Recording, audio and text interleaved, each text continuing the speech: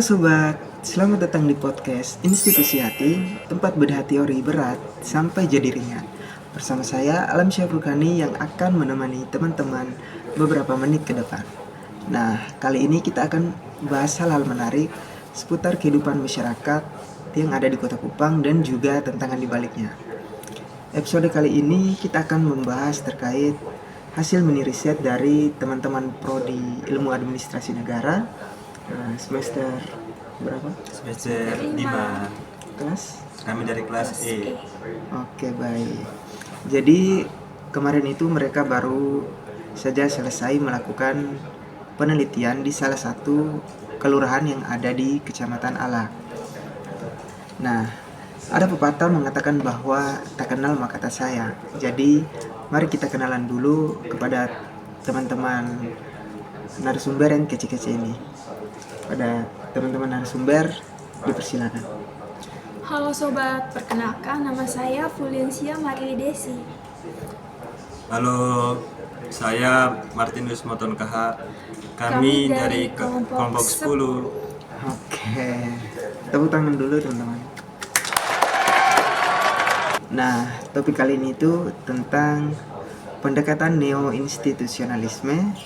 Jadi topik ini diangkat karena pelaksanaan program pemberdayaan masyarakat di Kelurahan Mentasi menghadapi berbagai kendala yang berakar pada keterbatasan sumber daya dan juga faktor sosial masyarakat setempat. Jadi secara ekonomi itu hambatan utamanya adalah kebutuhan modal awal yang tinggi di tengah kondisi masyarakat yang kurang mampu. Namun secara sosial disebabkan oleh kuota program pelatihan pemberdayaan ekonomi yang sangat terbatas. Sementara minat dan kebutuhan masyarakat untuk berpartisipasi itu sangat tinggi. Nah, terkadang hal-hal kecil ini bisa berdampak terhadap hal-hal yang lebih besar lagi. Tujuan kita kali ini untuk mengupas hasil mini riset mulai dari kondisi nyata di lapangan, tantangan yang dihadapi, dan juga saran yang sudah teman-teman buat untuk perbaikan ke depannya. Oleh karena itu, kita sudah hari bersama teman-teman narasumber yang sudah kita sapa di awal tadi. Apa sih judul mini riset yang sudah teman-teman buat? Oke baik, jadi judul penelitian kami adalah analisis pendekatan neo-institusionalisme terhadap efektivitas pemberdayaan dalam perencanaan pembangunan di Kelurahan Mentasi, Kecamatan Alak, Kota Kupang. Oke. Apa sih neo-institusionalisme itu? Jadi neo-institusionalisme itu berkaitan dengan institusi formal maupun informal. Jadi menurut Douglas North itu dia mengatakan bahwa neo-institusionalisme itu aturan main dari informal dan formal. Nah, jadi di institusi formalnya itu berkaitan dengan aturan regulasi. Nah, itu yang mengatur segala bentuk mulai dari aktor dan lain sebagainya ada dalam institusi tersebut. Nah, sedangkan informalnya itu berkaitan dengan perilaku, tingkah laku, kebiasaan, norma-norma, adat istiadat yang ada di dalam masyarakat maupun di dalam lingkungan tersebut, lingkungan ini. Ya, kira-kira seperti itu. Oke, baik. Nah, sangat menarik ya teman-teman. Mengapa dari sekian banyaknya kelurahan yang ada di Kecamatan Alak itu teman-teman lebih tertarik memilih Kelurahan Mentasi sebagai lokasi penelitian teman-teman? Jadi kami kelompok memilih meneliti di Kelurahan Mentasi itu karena Kelurahan Mentasi itu memiliki daya ketertarikannya tersendiri kepada kami kelompok. Nah, keunikannya itu ya bikin kami jatuh cinta terhadap Mentasi itu sendiri. Dan selain itu juga Mentasi itu bikin kami kepikiran terus berfantasi terhadap tantangan yang ya maupun berbagai banyak persoalan yang dihadapi oleh fantasi itu. Nah, melalui persoalan itu makanya kami jatuh cinta untuk melakukan penelitian yang lebih mendalam terhadap fantasi itu. Kira-kira seperti itu, Pak. Oke, berarti teman-teman ini melakukan penelitian karena adanya ketertarikan ya, karena unik gitu. Oke, jadi hasil dari hasil mini riset teman-teman itu apa sih yang menjadi topik permasalahan utama di implementasi tersebut? Oke, baik. Jadi permasalahan yang terjadi itu salah satunya terjadinya mispersepsi dari masyarakat. Contohnya, di Kelurahan Mantasi itu misalnya ada masuk dana sebesar 100 juta. Dana itu digunakan untuk membantu perekonomian masyarakat melalui UMKM.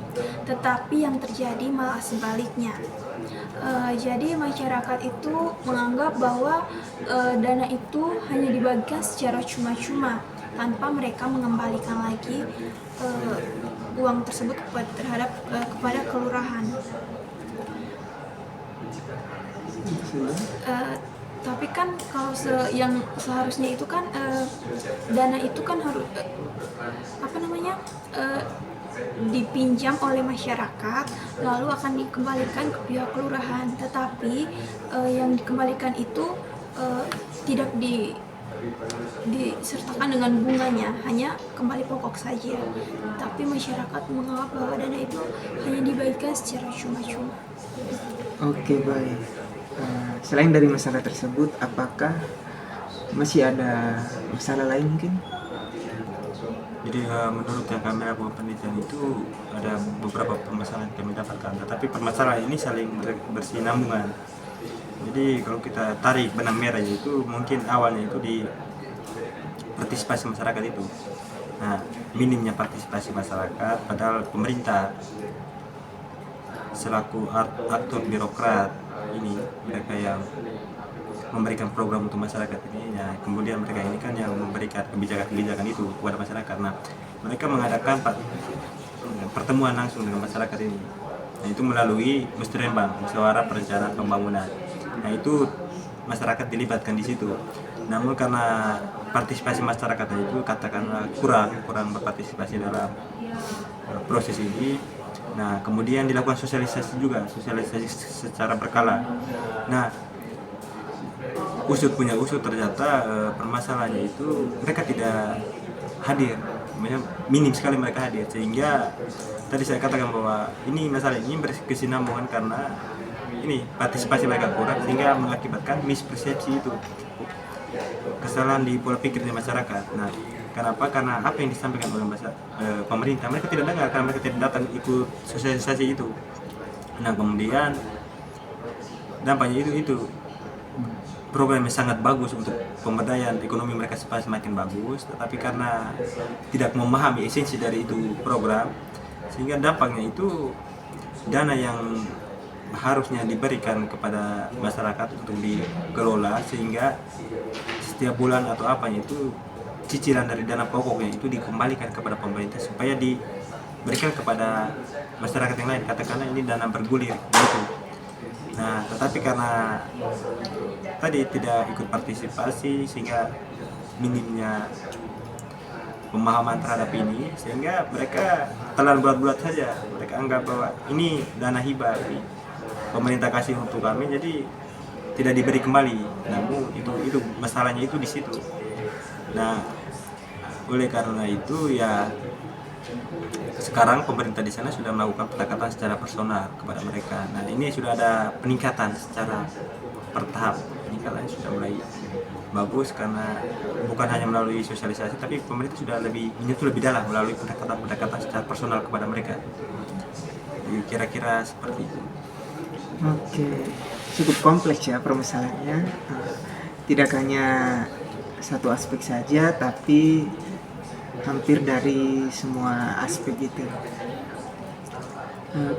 Kira-kira saran seperti apa yang teman-teman berikan untuk permasalahan yang terjadi di Kelurahan Mentasi tersebut? Jadi kira-kira kalau saran yang dapat diberikan itu mungkin kedua hal ini antara pemerintah dan masyarakat ini saling support sehingga tidak ada namanya miskomunikasi juga antara mereka. Nah, terkadang juga miskomunikasi ini juga dapat berpengaruh terhadap hal ini. Nah, oleh karena itu dari kami bahwa pemerintah itu harus lebih mendekatkan melalui pendekatan secara personal tadi. Nah, yang sudah dikatakan tadi ya, tetapi ini kami berharap bahwa lebih dalam lagi, jangan hanya sekedar 1-2 orang saja, tetapi lebih mendalam lagi pendekatan personalnya lagi, dan melakukan sosialisasi secara berkala lagi. Nah, itu juga perlu dilakukan. Nah, saya itu juga dari kami juga bahwa saran dari kami harus melakukan pelatihan juga, pelatihan tenaga kerja terhadap ini. Nah, dalam menyukseskan sebuah program ini harus adanya juga pelatihan terhadap tenaga kerja ini, sehingga kemudian apa yang diharapkan, apa yang diciptakan oleh kita itu bisa diindahkan. Nah, dalam artian bahwa yang kita harapkan program ini supaya masyarakat itu semakin ekonominya itu semakin meningkat, itu bisa berjalan secara baik kalau mereka juga ikut pelatihan dan lain sebagainya. Tetapi kalau mereka hanya cuma menerima dan lain sebagainya, ya mungkin itu akibatnya itu di persepsinya itu mispersepsi masyarakat. Nah, oleh karena itu ya kami sarankan melakukan pelatihan, memberikan pelatihan kepada para tenaga kerja ini, tenaga kerja atau dalam artian bahwa mereka yang siap untuk menjalankan program ini. Nah, sasaran dari program ini mereka ini ya juga kita harus membuat pelatihan. Nah, itu dari kami. Sangat bagus ya sarannya. Tadi kendalanya cukup serius juga terkait dengan pengelolaan dana pemberdayaan ekonomi yang digulirkan oleh pemerintah kota melalui LPM atau Lembaga Pemberdayaan Masyarakat. Dana yang sejatinya merupakan pinjaman tanpa bunga yang wajib dicicil mengalami masalah pengembalian karena adanya mispersepsi di kalangan masyarakat yang menganggap bahwa dana tersebut sebagai pemberian cuma-cuma, tidak perlu dikembalikan. Jadi pola pikir masyarakat yang cenderung pasif dan dependen hanya mau menerima terhadap bantuan, meskipun kesadaran mereka mulai terbuka setelah adanya program pemberdayaan ekonomi atau program pelatihan yang tadi sudah dijelaskan. Jadi selain itu juga budaya lokal pada Provinsi Nusa Tenggara Timur yang sangat kental akan pesta itu juga turut mempengaruhi aspek pengembalian pinjaman. Jadi uang cicilan ini seringkali tertunda karena dialihkan untuk kebutuhan sosial atau pesta yang akhirnya menumpuk tunggakan pembayaran. Oke. Jadi bagaimana teori neo-institusionalisme ini menjelaskan pengaruh lembaga atau institusi terhadap perilaku para birokrat? Oke, baik. Jadi pengaruh lembaga atau institusi sangat besar terhadap aktor politik dan birokrat. Dalam teori ini ada aturan formal dan informal yang mengikat para birokrat. Mungkin ada tambahan dari? Baik. Mungkin kira-kira pertanyaan tadi itu bagaimana neo-institusionalisme ini mempengaruhi, mempengaruhi birokrat gitu. Baik, jadi kalau berbicara institusionalisme itu tadi kami sudah jelaskan bahwa artinya itu aturan main dari formal dan informal. Nah, jadi dalam artian bahwa teori ini sangat relevan dengan para birokrat dalam artiannya bahwa ada di formalnya itu, di pemerintahnya itu, nah itu mereka ini terikat, nah para aktor birokrat ini terikat dengan aturan-aturan format tadi ya, dalam katakanlah regulasi dan lain sebagainya yang ada di dalam institusi tersebut. Nah, jika kalau kita maju sedikit ke aturan informalnya, itu berkaitan dengan tingkah laku daripada para birokrat itu sendiri.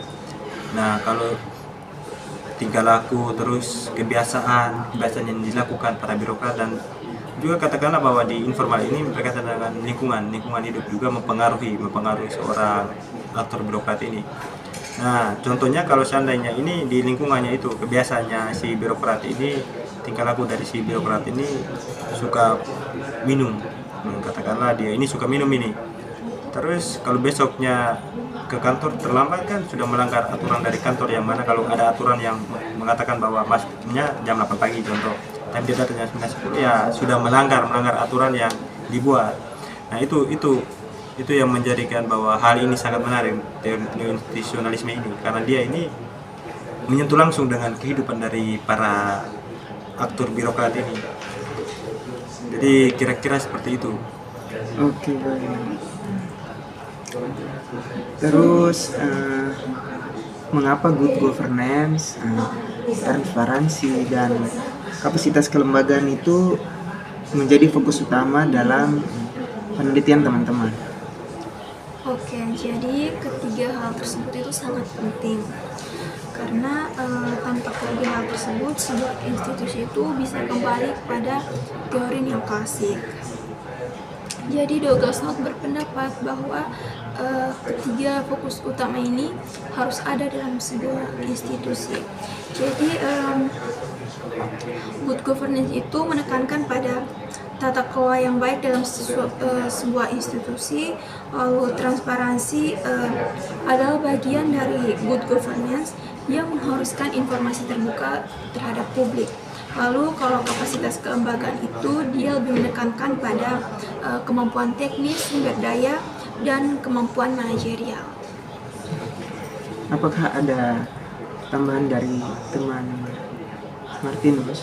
Ya, mungkin ada penambahan sedikit bahwa berkaitan dengan penelitian kami, yang mana apakah ada kaitan dengan akuntabilitas, transparansi, begitu, ada kaitan dengan penelitian kami.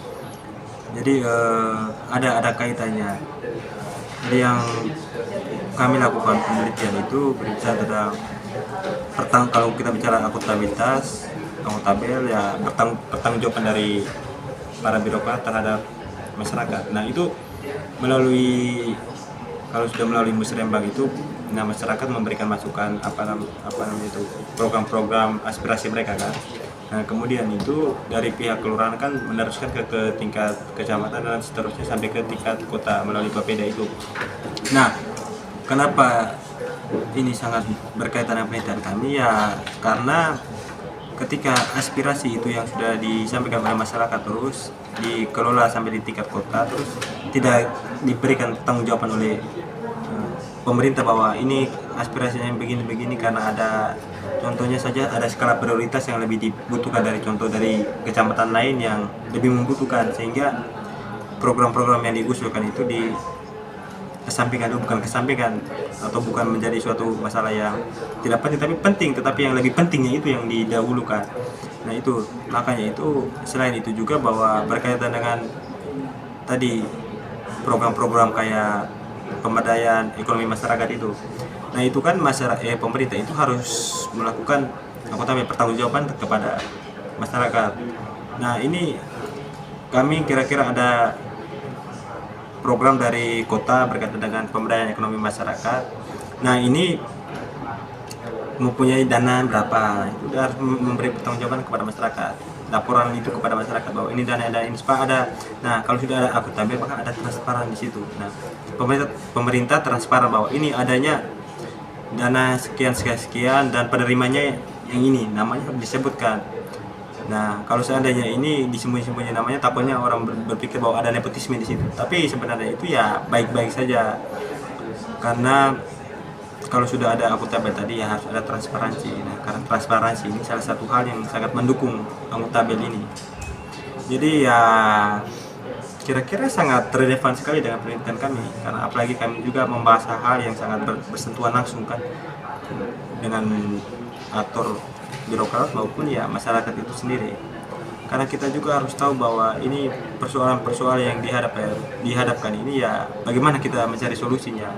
Nah makanya itu kami menggunakan pendekatan teori neo-institusionalisme ini, yang mana di dalamnya kan membahas akuntabilitas dan transparansi. Nah itu sangat penting sekali. Dan mungkin ya saya kira cuma itu saja yang bisa saya jawab. Oke, luar biasa. Terima kasih untuk teman-teman. Diskusi hari ini sangat mencerahkan dan menambah wawasan bagi kita semua. Sekali lagi terima kasih banyak kepada teman Martinus dan juga Fulensia dari kelompok 10 ya. Ya, dari kelompok 10. Dan sudah buktikan bahwa penelitian akademis kalian ini sangat relevan dengan kehidupan nyata.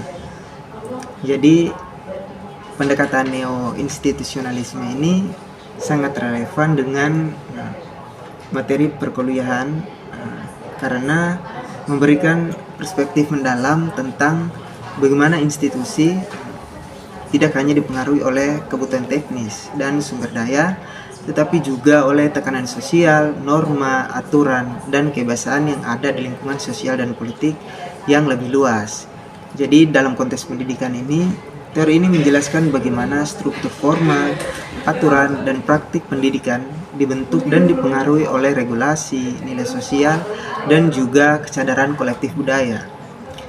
Jadi topik ini sangat membantu kita sebagai mahasiswa bagaimana memahami bahwa institusi pendidikan itu beroperasi dalam kerangka regulasi yang legal formal, norma sosial, dan juga nilai serta budaya dan cara pandang secara kolektif.